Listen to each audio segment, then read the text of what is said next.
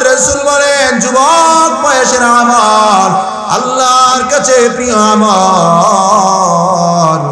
কোন যুবক যদি মসজিদে যায় যৌবন বয়সে আল্লাহর ইবাদত করে, আল্লাহর নবী বলেন হাশরের ময়দানে আল্লাহর আরশ ছাড়া যখন কোনো ছায়া থাকবে না, ওই ছায়ায় আল্লাহ ওই যুবককে আশ্রয় দান করবে। এই জন্য যুবক বয়সের আমলটা আল্লাহর কাছে যেমন পছন্দের, দুনিয়াবাসীরাও তাদেরকে পছন্দ। খলিফার জামানার যুবককে সবাই ভালোবাসে। এই মহিলা যখন তাকে ডাকে তখন ওই মহিলার ডাকে সে সাড়া দেয় না, মাথা নিচু করে আস্তে আস্তে চলে যায়। এইভাবে চলতে চলতে চলতে চলতে কোনো একদিন হঠাৎ করে শয়তান যুবকের মনের ভিতরে কুমন্ত্রণা ঢেলে দেয়।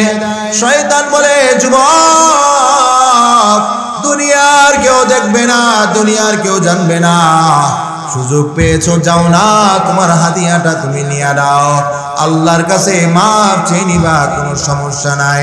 ও যুবক সব সময় হাতে সুযোগ আসে না, সুযোগ পেয়েছো এই সুযোগকে আর হাতছাড়া করিও না। শয়তান যখন যুবকের দিলের ভিতরে ওয়াসওয়াসা ঢেলে দেয়, যুবক চক্ষু উঠাইয়া ওই মহিলার দিকে তাকানোর কারণে ওই যুবকের দিলের ভিতরে মহিলার প্রতি একটা আকৃষ্ট পয়দা হয়, একটু টান টান পয়দা হয়ে যায়। ওই মহিলা যুবককে বলে আমার ঘরে আসা। যুবক ওই মহিলার ঘরে চলে যায়। মহিলার ঘরে যাওয়ার পরে মহিলা তার গোলামকে ডেকে বলে এ গোলাম বাজারে যাও, ভালো ভালো ফল নিয়ে আসো, বাজারে যাওয়ার পর ভালো ভালো সুগন্ধি নিয়ে আসো। আজকে আমাদের বাড়িতে আমার দামি মেহমান আসছে, আমার প্রিয় ব্যক্তি আসছে, যাও তুমি বাজারে চলে যাও, বাজার থেকে আমাদের জন্য ভালো ভালো খাবার নিয়ে আসো। এই বলে গোলামকে বাজারে পাঠায়া দিলেন। গোটা বাড়ি নীরব হয়ে গেল, বাড়িতে আর কেউ নাই। যুবককে মহিলা বলে যুবক চলো আমার অন্দরমহলে চলো। এক রুম থেকে পার হয়ে অন্য রুমে যায়, আরেক রুম থেকে আরেক রুমে। এইভাবে চলতে চলতে ওই মহিলার অন্দরমহলে যুবক চলে যায়।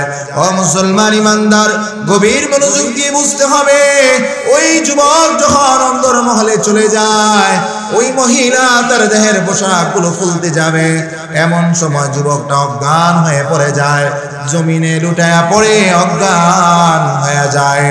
এই দৃশ্য দেখার পরে ওই মহিলা কি করবে? আরে বিবাহের মধ্যে যদি ওই স্বামী অজ্ঞান হয়ে যায়, আনন্দ থাকবে নাকি বলেন? যেখানে গান বাজনা বাজতেছে বন্ধ করে বলবে কোরআন পড়ো, ঠিক না বে ঠিক? এতক্ষণ গান বাজনা চলেছে, জামাই যদি অজ্ঞান হয়ে যায় অথবা বিবি যদি অজ্ঞান হয়ে যায় বলবে গান বাজনা বন্ধ করো, কোরআন পড়ো। ও নাফরমান, এতক্ষণ গান বাজনা করো না, বিপদ আসলে কোরআনের প্রয়োজন, বিপদ চলে গেলে আর কোরআনের প্রয়োজন হয় না। তোমার আমার সন্তান যখন বাড়িতে কান্না করে, এই সন্তানের কান্না থামানোর জন্য ইমাম সাহেবের কাছে নিয়ে যাও, হুজুর একটু ফু দেন, কোরআনটা পড়ে। ও মুসলমান ইমানদার, অথচ এই সন্তানটা বড় হওয়ার পরে লক্ষ লক্ষ টাকা খরচ করে, কোটি কোটি টাকা খরচ করে তাকে ডাক্তার বানাও, ইঞ্জিনিয়ার বানাও, প্রফেসর বানাও, কোনো আপত্তি নাই। কিন্তু আল্লাহর বান্দা 1000 টাকা খরচ করে কোরআন পড়াতে পারে না। মসজিদে গেলে বলে হুজুর 500 টাকা দেব, হবে কিনা বলে, ঠিক না বে ঠিক? কোরআনের বেলা গাফলতি, বিপদে বললে কোরআন কাজে লাগে, বিপদ চলে গেলে কোরআন কাজে লাগে না। মুসলমান ইমানদার, ওই যুবক অজ্ঞান হয়ে পড়ে গেছে। যুবক যখন অজ্ঞান হয়ে গেছে, গোলাম বাজার থেকে আসার পরে মহিলা বলে ভিক্ষা চাই না, কুত্তাকে দাও। কিসের আনন্দ, কিসের কি? যদি মানুষ জেনে যায় আমার ইজ্জত থাকবে না। ধরো ধরো, এই যুবককে ধরে আমরা বাহিরে ফেলে দেই। যুবককে ধরে তার বাবার বাড়ির সামনে রেখে চলে আসছে। বাবা প্রতিদিন সন্তানের জন্য অপেক্ষা করে, সন্তান এসে বাবার খেদমত করে, কিন্তু আজকে যুবক আসে না, সন্তান আসে না। বাবা পেরেশান হয়ে গেছে, বাবা ঘর থেকে বের হয়ে গেছে। বের হয়ে তাকায় দেখে সন্তান পড়ে আছে জমিনে। সকলকে ডেকে ডাকলেন, কে কোথায় আছো? আসো। আমার সন্তান অজ্ঞান হয়ে গেছে, পানি দাও, শুশ্রূষা করো, সেবা করো। মুসলমান ইমানদার সেবা করার পরে যুবক জ্ঞান ফিরে চলে আসলো। সকলে জিজ্ঞাসা করে কি হয়েছে যুবক বলো। যুবক জবাব দেয় না, যুবক শুধু কান্না করে আর কান্না করে, চোখের পানি ফালায়।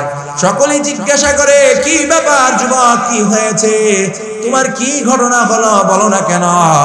যুবক কিছু বলে না, শুধু চোখের পানি ফালায় আর চোখের পানি ফালায়। আল্লাহু আকবার। এইভাবে চলতে চলতে যুবকের কাকা যুবককে ডেকে বলে, বাবা তুমি আমার কাছে বলো কি হয়েছিল। যুবক এবার ঘটনা করে বলে। যুবক বলে, আমি খলিফার দরবার থেকে বাড়িতে আসার পথে এই মহিলা আমাকে যখন কুপ্রস্তাব দেয়, শয়তান আমার মনের ভিতরে ওয়াসওয়াসা দেয়, আমি তার কুপ্রস্তাবে রাজি হয়ে যাই। আমি যখন তার ঘরে যাই আমার মনে নাই, আমি অজ্ঞান হয়ে যাই, তারপরে বলতে পারবো না কি হয়েছে। এবার চাচা ডাক দিয়ে বলে, যুবক ওই মুহূর্তটা যখন তুমি অজ্ঞান হয়েছিলে, ওই মুহূর্তটার কথা তোমার কোনো মনে আছে কিনা? ওই মুহূর্তটা কি হয়েছিল আমাদেরকে খুলে বলো। ওই যুবক লম্বা সময় চিন্তা করার পর যুবক চিন্তা করে, আহারে মনে পড়েছে ওই সময় আল্লাহর কালামের একটা আয়াত আমার মনে পড়েছে। আল্লাহু আকবার। কোরআনের একটা আয়াত তখন আমার মাথায় এসেছে। এই আয়াতটা যখন আমি তেলাওয়াত করলাম, সাথে সাথে আমি অজ্ঞান হয়ে জমিনে পড়ে গেলাম, আমার আর দুনিয়ার কিছু মনে নাই। চাচা ডাক দিয়ে বলে, বাবা তুমি কোন আয়াত পড়েছিলা? তখন যুবক তেলাওয়াত করে,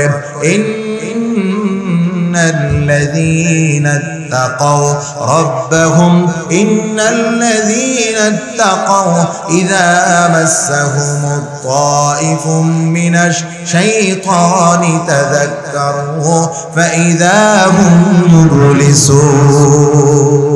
এই মাহফিলটা আমরা দেখতেছি পর্দা দ্বারা বেষ্টিত, অথচ হাদিসের ভিতরে আসছে যে মজমার ভিতরে কোরআনের আলোচনা হয়, যে মজমার ভিতরে হাদিসের আলোচনা হয়, আল্লাহ তাআলা এই মজমাকে রহমতের ফেরেশতা দ্বারা বেষ্টন করে দেয়। শুধু রহমতের ফেরেশতা দ্বারা বেষ্টিত হয়ে তাই নয়, ও মুসলমান ইমানদার, একজন ফেরেশতার উপরে আরেকজন ফেরেশতা, আরেকজনের উপরে আরেকজন, এইভাবে করতে করতে আসমান পর্যন্ত এই মজমাটাকে ফেরেশতারা বেষ্টন করে রাখে। শুধু তাই নয়, এই মজমার ভিতরে যারা বসে আল্লাহ রাব্বুল আলামিন তাদের উপরে সকিনা নাজিল করে। বলতে পারেন হুজুর সকিনা কি জিনিস, এটা খায় না পড়ে। ও মুসলমান ইমানদার, সকিনা হলো আল্লাহর পক্ষ থেকে একটা বিশেষ নিয়ামত, আল্লাহর পক্ষ থেকে একটা বিশেষ রহমত। যেই সকিনা বান্দার অন্তরে নাজিল হওয়ার দ্বারায় বান্দার জিন্দেগীর গুনাহ মাফ হয়ে যায়। শুধু তাই না, সকিনা নাজিল হওয়ার দ্বারায় বান্দার দিলের পেরেশানি দূর হয়ে যায়। এই জন্য দেখবেন জুমার দিন মসজিদে বসে বসে মুসল্লিরা ঘুমায়, অথচ ঘুমের ওষুধ দেওয়ার পরেও ঘুম আসে না, ঘুমের ওষুধ খেয়েও ঘুমাইতে পারে না। আর মসজিদে জুমার দিন দেখবেন বসে বসে এমন ঘুম আসে, মনে হয় আর চাইতে আরামের ঘুম আর মিলবে না। এটা হলো সকিনার পাওয়ার। আপনি আমি এখানে বসার দ্বারায় দিলের ভিতরে কোনো পেরেশানি নাই, কোনো চিন্তা নাই, দুনিয়ার কোনো টেনশন নাই, ঠিক কিনা বলেন? অথচ দুনিয়ার সব কাজে গেলে শুধু টেনশন আর টেনশন। দোকানে দোকানদারি করেন, ঘরের টেনশন, ঘরে যান ব্যবসার টেনশন, চাকরির টেনশন, হাঁটতেছেন ঋণের টেনশন। একটা মানুষ দুনিয়ার জমিনে 24 ঘন্টা টেনশনের মধ্যে ভোগে। আর মুসলমান যখন কোরআনের মজমায় আসে, আল্লাহর সকিনা নাজিল হওয়ার কারণে তার সকল টেনশন দূর হয়ে দিলটা আল্লাহ তাআলা রহমত দ্বারা ভরপুর করে দেয়। এই জন্য এই মজমায় বসলে লাভ না লস। আপনি যদি বাজারে ধান বিক্রি করতে নিয়ে যান, ধানের মন যদি হয় 2000 টাকা, ধানের সাথে চিটা থাকার কারণে চিটার মন হবে 2000 টাকা। আর যদি ধান থেকে আলাদা করে চিটা বিক্রি করেন, চিটা 2000 মনে বিক্রি করতে পারবেন না, চিটার দাম হয়ে যাবে 200 টাকা, 100 টাকা। ও মুসলমান ইমানদার, ধানের সাথে থাকার কারণে চিটার দাম বেড়ে যায়। এই মজমার ভিতরে আলেম আছে, এই মজমার ভিতরে আশিকিন আছে, জাকিরিন আছে, এই মজমার ভিতরে নেককার আল্লাহর বান্দা আছে, এই মজমার ভিতরে হাজী সাহেব আছে, এই মজমার ভিতরে তাহাজ্জুদ গুজার বান্দা আছে। তাদের সাথে বসার কারণে ধানের সাথে থাকার কারণে যেমন চিটার দাম বেড়ে যায়, আল্লাহ ওয়ালা নেককারদের সাথে বসার কারণে আল্লাহ আমাদেরও দাম বাড়িয়ে দিবে। এই জন্যই মজমায় বসলে লাভ না লস। অযুবক, দুনিয়ার জমিন দুনিয়া দুনিয়া করতে করতে হায়াতের জিন্দেগি পার করে দিলাম, দুনিয়া পাইলাম না, দুনিয়া পাইলাম না। এমন অনেক যুবক আছে যাদের জানাজা আমরা পড়েছি, আছে না নাই? কত যুবকের জানাজা পড়িয়েছি, কত যুবকের জানাজা পড়েছি। এমন না যে বৃদ্ধ হওয়ার পরে তার মৃত্যু হবে, যুবক অবস্থায় মরবে না। ও মুসলমান, কত হাজার হাজার যুবক প্রতিদিন মারা যায়। কেউ অ্যাক্সিডেন্ট করে মারা যায়, কেউ হার্ট স্ট্রোক করে মারা যায়, বিভিন্ন ভাবে মৃত্যুর কোলে ঢলে পড়ে। আল্লাহ বলে, ইযা জাআ আজালুহুম লা ইস্তাখিরুনা সাআতাও ওয়া লা ইস্তাকদিমুন। আল্লাহ রাব্বুল আলামিন বলে, প্রত্যেকটা মানুষকে একটা নির্দিষ্ট সময় দিয়ে আমি আল্লাহ দুনিয়ার জমিনে পাঠিয়েছি। একজন হায়াত পাবে 30, আরেকজন পাবে 40, আরেকজন পেতে পারে 50, 60, 70 বছর হায়াত। আল্লাহ যাকে যতটুকু হায়াত দিয়েছে তার বাহিরে 1 সেকেন্ডও বাঁচার সুযোগ না। যখন আজরাইল আসবে, যদি বলেন যে ভাই আজরাইল 5 লাখ টাকা ঘুষ দেই, একটু ছেড়ে দাও না, আজরাইল ঘুষ খাবে না। বাড়িতে পুলিশ আসলে টাকা দিলে আপনাকে ছেড়ে দিবে, ঠিক না ভাই? ঠিক বলেন। টাকা দিয়ে পুলিশের হাত থেকে বাঁচা যায়, টাকা দিয়ে আদালত থেকে মুক্তি পাওয়া যায়, টাকা দিয়ে অন্যের জমিন দখল করা যায়, টাকা দিয়ে মানুষের উপরে জুলুম করা যায়, কিন্তু আজরাইলকে টাকা দিয়ে কিনা যাবে না। আজরাইলকে আপনি বলবেন হাত্তা ইযা জা আহাদাহুমুল মাউত ক্বালা রাব্বিরজিউন লাআল্লি আমানু সালিহা। ও ভাই আজরাইল, একটু সুযোগ দাও না। দুনিয়ার হায়াতের জিন্দেগিতে বুঝি নাই গুনাহ করেছি, গুনাহের প্রতিযোগিতা করেছি, এখন তো আমার মৃত্যুর সময় চলে আসছে। ভাই আজরাইল, একটু সুযোগ দাও না আমাকে। লাআল্লি আমানু সালিহা, একটু নেক আমল করতে চাই, 2 রাকাত নামাজ পড়তে চাই, একটু মাফ নিতে চাই। আজরাইল বলবে কাল্লা কাল্লা, না, তোমাকে আর সুযোগ দেওয়া হবে না। এই জন্য যুবক, এই জান্নাতের বাগান আজকে আসছে, কালকে থাকবে না। দুনিয়ার গোটা জিন্দেগিতে গল্প করা যাবে, গোটা জিন্দেগিটা মানুষের সাথে আড্ডায় সময় কাটানো যাবে, বাড়িতে সময় কাটানো যাবে। এই মজমাটা আপনার আমার জন্য জীবন পরিবর্তন হয়ে যাইতে পারে, কারণ মুমিন কখন তার দিল পরিবর্তন হয়ে যায় কেউ বলতে পারবে না, ঠিক না বে ঠিক বলেন? মুমিনের দিল আল্লাহ তাআলা কখন পরিবর্তন করে দেয়। ইন্নামাল মুমিনুনা আল্লাযীনা ইযা যুকিরাল্লাহ ওয়াজিলাত কুলুবুহুম ওয়া ইযা তুলিয়াত আলাইহিম আয়াতুহু যাদাতহুম ঈমানা। ও মুমিন, আল্লাহ তাআলা বলেন, নিশ্চয়ই মুমিনদের অবস্থা হলো এমন, আল্লাহর নাম শুনলে মুমিনের অন্তর কেঁপে ওঠে। এই মজমার ভিতরে আল্লাহর নাম নেওয়া হবে, এই মজমার ভিতরে পয়গম্বর মুহাম্মদুর রাসূলুল্লাহ সাল্লাল্লাহু আলাইহি ওয়াসাল্লামের নাম নেওয়া হবে। এই জন্য মুসলমান আপনাদেরকে অনুরোধ করব, জান্নাতের বাগানে চলে আসেন, জান্নাতের পথে প্রতিযোগিতায় লিপ্ত হন, গুনাহের পথ থেকে ফিরে আসেন। আল্লাহ সকলকে কবুল করুক, চিল্লায়া বলি আমিন। রব্বাকুম ইন্নাহু কানা গফফারা। ও দুনিয়ার মুসলমান, দুনিয়ার আল্লাহর গোলাম, আল্লাহর কাছে মাফ চাও, নিশ্চয়ই আল্লাহ তাআলা ক্ষমাশীল। এই আয়াতের সবক হলো আল্লাহর কাছে মাফ চাও, আল্লাহ ক্ষমাশীল। হাদিসের ভিতরে আল্লাহর নবী বলেন, আত-তাইবু মিনাজ যামবি কামান লা যামবা লাহু। তওবাকারী এমন হয়ে যায় যেমন তার কোনো গুনাহই থাকে না। আয়াতের ভিতরে আল্লাহ বলেন, ফাকুলতুস্তাগফিরু রাব্বাকুম, মাফ চাও আল্লাহর কাছে, কারণ গুনাহগাররাই আল্লাহর কাছে মাফ চাবে। ঠিক নেবে ঠিক বলেন? এখানে একজন দাঁড়ায়া বলেন যে হুজুর আমার জীবনে গুনাহ নাই, আছে নাকি বলেন? এই যার মাথার ভিতরে ঘিলু নাই, যে পাগল লতিফ সিদ্দিকের মতো, সে বলতে পারে আমার জীবনে গুনাহ নাই, কিন্তু ভালো মানুষ কখনো বলবে না আমার জীবনে গুনাহ নাই। ঠিক না বে ঠিক? আপনারা জানেন 10 জন সাহাবীকে আল্লাহ তাআলা দুনিয়ার জমিনে জান্নাতের সার্টিফিকেট দিয়েছে, তাদেরকে বলা হয় আশারায়ে মুবাশশারা। এই 10 জন সাহাবীকে যখন আল্লাহ জান্নাতের সার্টিফিকেট দিয়ে দেয়, এই 10 জন সাহাবীর অবস্থা এমন হয়ে গেছে যে জান্নাতের সার্টিফিকেট পাওয়ার আগে যদি প্রতিদিন আল্লাহর কাছে 1 ঘন্টা কান্না করত, আর জান্নাতের সার্টিফিকেট পাওয়ার পরে আল্লাহর কাছে সারা দিন ভর কান্না করতে থাকে। ওসমান রাদিয়াল্লাহু তাআলা আনহু কবরস্থানে যাওয়ার পর চোখ দিয়ে পানি পড়তে পড়তে দাড়ি মুবারক ভিজে বুকের ভিতরে পানি পড়ে আসতো, চোখের পানি চলে আসতো। মানুষ বলতো, ওসমান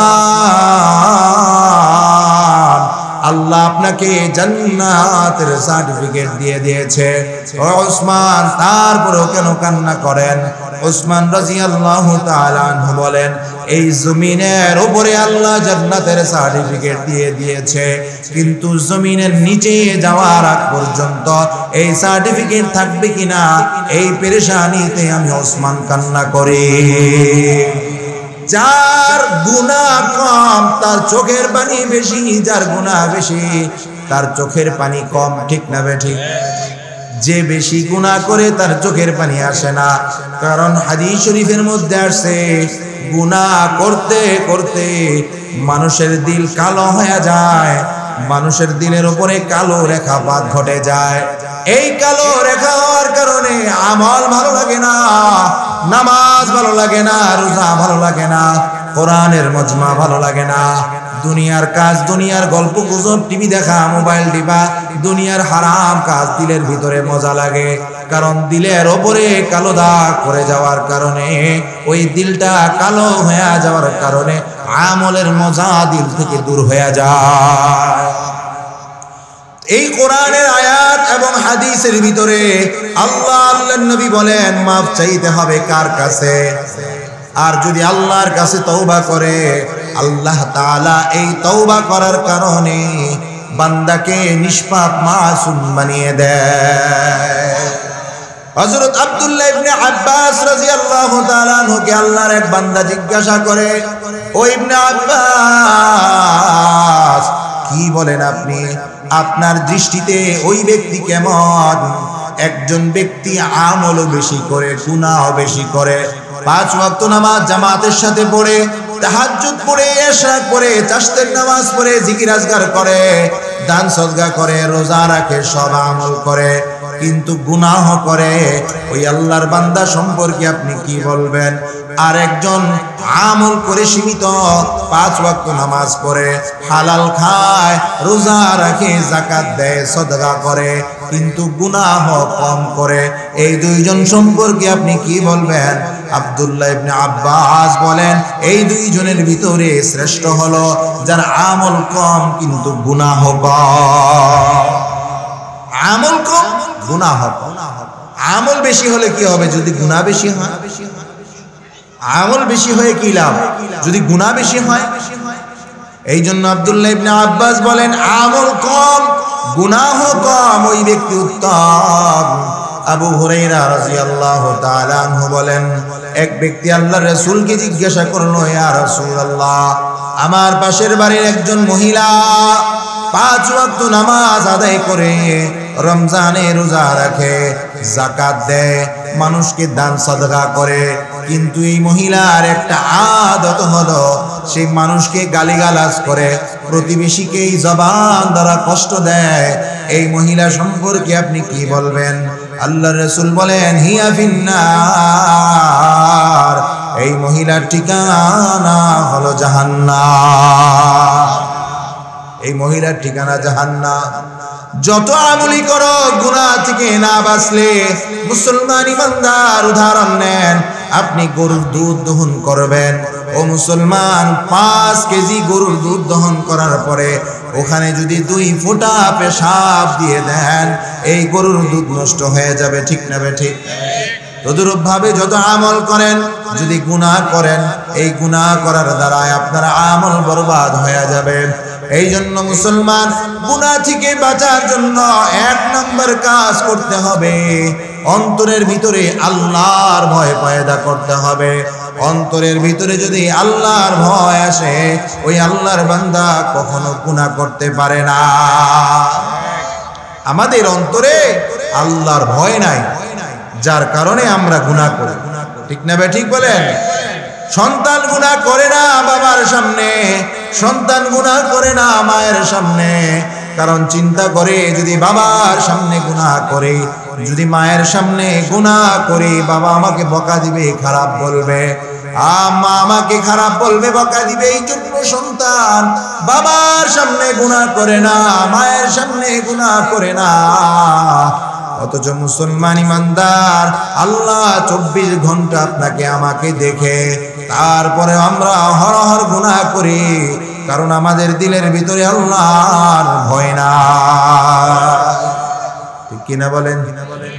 অন্তরের ভিতরে আল্লাহর ভয় পয়দা করতে হবে, অন্তরের ভিতরে তাকওয়া অর্জন করতে হবে। অন্তরের ভিতরে যদি তাকওয়া অর্জন করা যায়, আল্লাহ কুদরতি ভাবে আপনাকে গুনাহ থেকে হেফাজত করবে। আল্লাহু আকবার। শর্ত হলো অন্তরে আল্লাহর ভয় থাকতে হবে। আল্লাহর ভয় যদি অন্তরে আপনার আমার পয়দা হয়ে যায়, তাহলে আপনি আমি গুনাহ থেকে বাঁচতে পারবো। যদি কখনো শয়তান আমাদেরকে গুনার ওয়াসওয়াসা দিয়াও ফেলে, তারপরেও আল্লাহ কুদরতি আপনাকে আমাকে হেফাজত করবে। খলিফাতুল মুসলিমিন ওমর রাদিয়াল্লাহু তাআলা আনহু নাম শুনেছেন আপনারা? যে খলিফার ভয়ে বাঘ পর্যন্ত হরিণ শিকার করত না, যে খলিফার ভয়ে কোনো দুর্নীতি হতো না। ও মুসলমান ইমানদার, অর্ধ জাহানের বাদশাহ খলিফাতুল মুসলিমিন ওমর রাদিয়াল্লাহু তাআলা আনহুর জামানায় চমৎকার এক ঘটনা। এক যুবক, মা নাই, শুধু বাবা আছে, কিন্তু এই যুবক খলিফাতুল মুসলিমিন ওমর রাদিয়াল্লাহু তাআলা আনহুর সাথে থাকে, আসহাবে সুফফাদের সাথে কোরআন শিখে, হাদিস শিখে, ইলম শিখে, এইভাবে দ্বীনের মেহনত করে। আল্লাহর বান্দা সন্ধ্যা হলে চলে যায়, বাবার খেদমত করে দিয়ে সব কিছু ঠিক করে দিয়ে আবার আসহাবে সুফফার কাফেলায় চলে আসে। আসহাবে সুফফা বোঝেননি আপনারা? আসহাবে সুফফা হলো গরিব সাহাবীদের জন্য মাদ্রাসা। এখন যেমন মাদ্রাসাগুলোতে গরিব ছাত্ররা পড়াশোনা করতে পারে, আল্লাহ রাসূলের জামানায় আসহাবে সুফফার একটা মাদ্রাসা ছিল। গরিব সাহাবীরা যাদের সম্পদ ছিল না, যারা গরিব ছিল, তারা ওখানে থাইকা কোরআন শিখতো, হাদিস শিখতো, দ্বীনি ইলম অন্বেষণ করতো। ওই দলটাকে বলা হয় আসহাবুস সুফফা। খলিফার জামানায় যুবক সন্ধ্যা হলে চলে যায় বাবার খেদমত করার জন্য।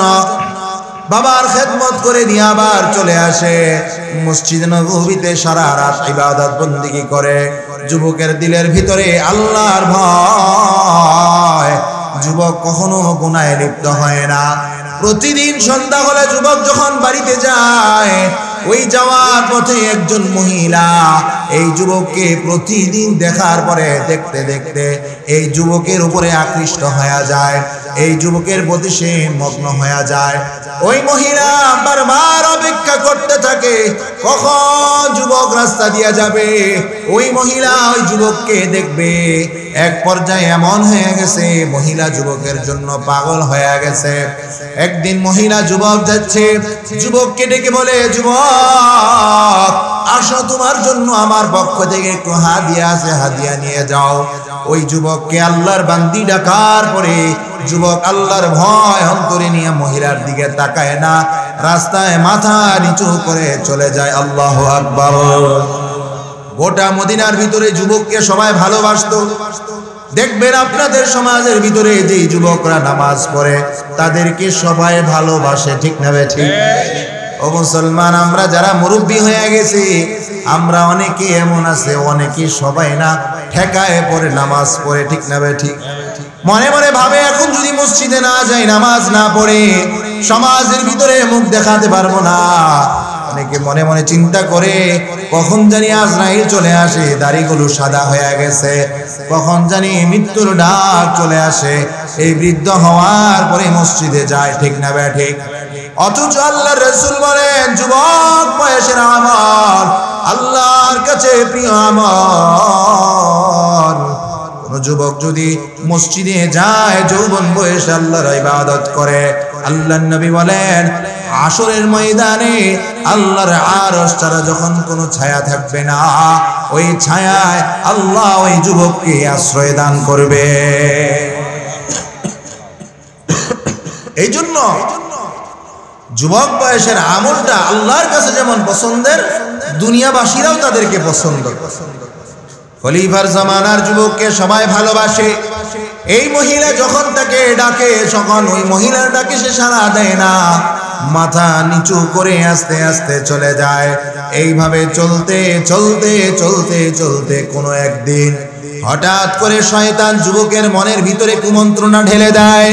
শয়তান বলে, যুবক দুনিয়ার কেউ দেখবে না, দুনিয়ার কেউ জানবে না, সুযোগ পেয়েছো, যাও না, তোমার হাদিয়াটা তুমি নিয়ে দাও, আল্লাহর কাছে মাপ চেয়ে নিবা, কোনো সমস্যা নাই। ও যুবক, সব সময় হাতে সুযোগ আসে না, সুযোগ পেয়েছো, এই সুযোগকে আর হাতছাড়া করিও না। শয়তান যখন যুবকের দিলের ভিতরে ওয়াসওয়াসা ঢেলে দেয়, যুবক চক্ষু উঠাইয়া ওই মহিলার দিকে তাকানোর কারণে ওই যুবকের দিলের ভিতরে মহিলার প্রতি একটা আকৃষ্ট পয়দা হয়, একটু টান টান পয়দা হয়ে যায়। ওই মহিলা যুবককে বলে, আমার ঘরে আসা। যুবক ওই মহিলার ঘরে চলে যায়। মহিলার ঘরে যাওয়ার পরে মহিলা তার গোলামকে ডেকে বলে, এ গোলাম, বাজারে যাও, ভালো ভালো ফল নিয়ে আসো, বাজারে যাওয়ার পর ভালো ভালো সুগন্ধি নিয়ে আসো। আজকে আমাদের বাড়িতে আমার দামি মেহমান আসছে, আমার প্রিয় ব্যক্তি আসছে, যাও তুমি বাজারে চলে যাও, বাজার থেকে আমাদের জন্য ভালো ভালো খাবার নিয়ে আসো। এই বলে গোলামকে বাজারে পাঠায়া দিলেন।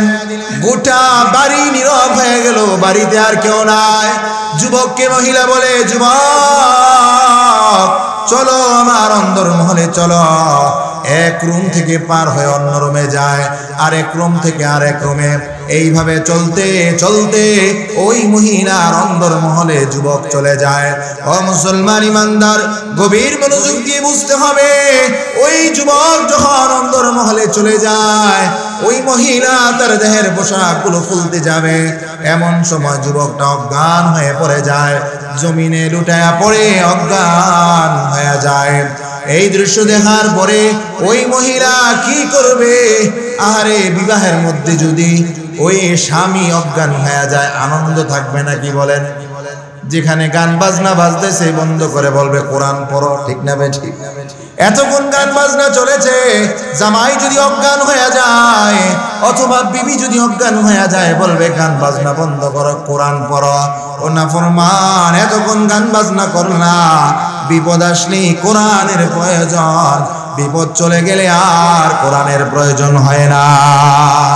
তোমার আমার সন্তান যখন বাড়িতে কান্না করে, এই সন্তানের কান্না থামানোর জন্য ইমাম সাহেবের কাছে নিয়ে যাও, হুজুর একটু ফু দেন, কোরআনটা পড়ে। ও মুসলমান ইমানদার, অথচ এই সন্তানটা বড় হওয়ার পরে লক্ষ লক্ষ টাকা খরচ করে, কোটি কোটি টাকা খরচ করে তাকে ডাক্তার বানাও, ইঞ্জিনিয়ার বানাও, প্রফেসর বানাও, কোনো আপত্তি নাই। কিন্তু আল্লাহর বান্দা 1000 টাকা খরচ করে কোরআন পড়াতে পারে না। মসজিদে গেলে বলে হুজুর 500 টাকা দেবো, হবে কিনা বলে কিনা, ঠিক না বে ঠিক? কোরআনের বেলা গাফলতি, বিপদে বললে কোরআন কাজে লাগে, বিপদ চলে গেলে কোরআন কাজে লাগে না। মুসলমান ইমানদার, ওই যুবক অজ্ঞান হয়ে পড়ে গেছে। যুবক যখন অজ্ঞান হয়ে গেছে, গোলাম বাজার থেকে আসার পরে মহিলা বলে ভিক্ষা চাই না, কুত্তাকে দাও। কিসের আনন্দ, কিসের কি? যদি মানুষ জেনে যায় আমার ইজ্জত থাকবে না। ধরো ধরো, এই যুবককে ধরে আমরা বাহিরে ফেলে দেই। যুবককে ধরে তার বাবার বাড়ির সামনে রেখে চলে আসছে। বাবা প্রতিদিন সন্তানের জন্য অপেক্ষা করে, সন্তান এসে বাবার খেদমত করে, কিন্তু আজকে যুবক আসে না, সন্তান আসে না। বাবা পেরেশান হয়ে গেছে, বাবা ঘর থেকে বের হয়ে গেছে। বের হয়ে তাকায় দেখে সন্তান পড়ে আছে জমিনে। সকলকে ডেকে ডাকলেন, কে কোথায় আছো? আসো, আমার সন্তান অজ্ঞান হয়ে গেছে, পানি দাও, শুশ্রূষা করো, সেবা করো। মুসলমান ইমানদার, সেবা করার পরে যুবক জ্ঞান ফিরে চলে আসলো। সকলে জিজ্ঞাসা করে কি হয়েছে যুবক বলো। যুবক জবাব দেয় না, যুবক শুধু কান্না করে আর কান্না করে, চোখের পানি ফালায়। সকলে জিজ্ঞাসা করে কি ব্যাপার যুবক, কি হয়েছে, তোমার কি ঘটনা হলো, বলো না কেন? যুবক কিছু বলে না, শুধু চোখের পানি ফালায় আর চোখের পানি ফালায়। আল্লাহু আকবার। এইভাবে চলতে চলতে যুবকের কাকা যুবককে ডেকে বলে, বাবা তুমি আমার কাছে বলো কি হয়েছিল। যুবক এবার ঘটনা করে বলে। যুবক বলে, আমি খলিফার দরবার থেকে বাড়িতে আসার পথে এই মহিলা আমাকে যখন কুপ্রস্তাব দেয়, শয়তান আমার মনের ভিতরে ওয়াসওয়াসা দেয়, আমি তার কুপ্রস্তাবে রাজি হয়ে যাই। আমি যখন তার ঘরে যাই আমার মনে নাই, আমি অজ্ঞান হয়ে যাই, তারপরে বলতে পারবো না কি হয়েছে। এবার চাচা ডাক দিয়ে বলে, যুবক ওই মুহূর্তটা যখন তুমি অজ্ঞান হয়েছিলে, ওই মুহূর্তটার কথা তোমার কোনো মনে আছে কিনা? ওই মুহূর্তটা কি হয়েছিল আমাদেরকে খুলে বলো। ওই যুবক লম্বা সময় চিন্তা করার পর যুবক চিন্তা করে, আহারে মনে পড়েছে ওই সময় আল্লাহর কালামের একটা আয়াত আমার মনে পড়েছে। আল্লাহু আকবার। কোরআনের একটা আয়াত তখন আমার মাথায় এসেছে। এই আয়াতটা যখন আমি তেলাওয়াত করলাম, সাথে সাথে আমি অজ্ঞান হয়ে জমিনে পড়ে গেলাম, আমার আর দুনিয়ার কিছু মনে নাই। চাচা ডাক দিয়ে বলে, বাবা তুমি কোন আয়াত পড়েছিলা? তখন যুবক তেলাওয়াত করে,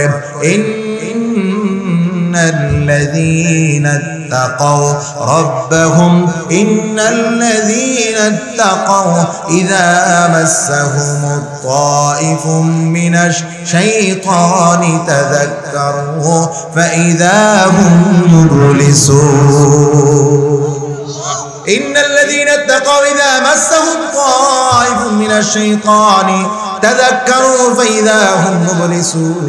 এই কোরআনের আয়াতের সারমর্ম হলো, আল্লাহ বলেন নিশ্চয়ই যাদের অন্তরের ভিতরে আল্লাহর ভয় আছে, নিশ্চয়ই যাদের অন্তরে আল্লাহর ভয় আছে, ইন্নাল্লাযীনা তাকাও ইযা মাসসাহুম তাইফুম মিনাশ শাইতান, যখন শয়তান তাকে ওয়াসওয়াসা দিবে, যখন শয়তান তাকে ধোঁকায় ফেলবে, আল্লাহ বলেন অন্তরের ভিতরে তাকওয়া থাকার কারণে আমি আল্লাহ তাকে এই শয়তানের ওয়াসওয়াসা থেকে নিজ কুদরতে হেফাজত করব, নিজ কুদরতে হেফাজত। এই জন্য মুসলমান ইমানদার যদি আপনার দিলের ভিতরে আল্লাহর ভয় থাকে, আপনি গুনাহ থেকে বাঁচতে পারবেন।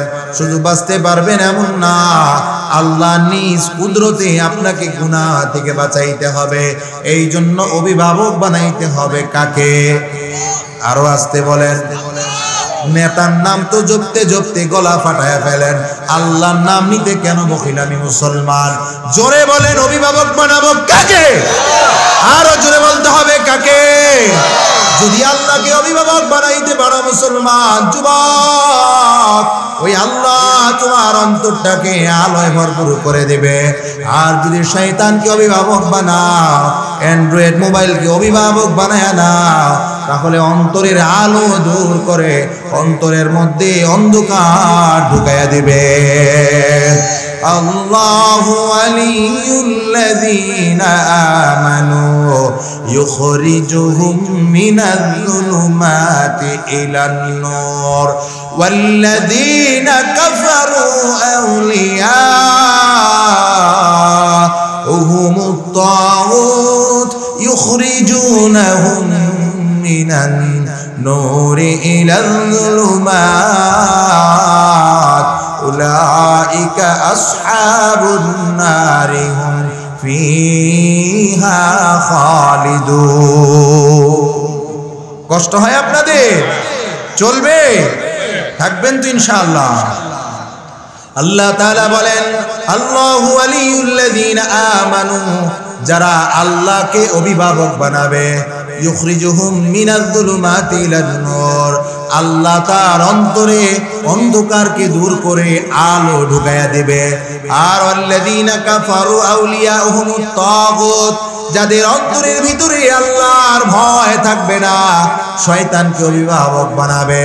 ওই শয়তান ইউখরিজুনাহুম মিনান-নূর ইলাজ-যুলুমাত, অন্তর থেকে আলোকে বাহির করে অন্তরের ভিতরে অন্ধকার ঢুকাইয়া দিবে। আল্লাহ বলেন, উলাইকা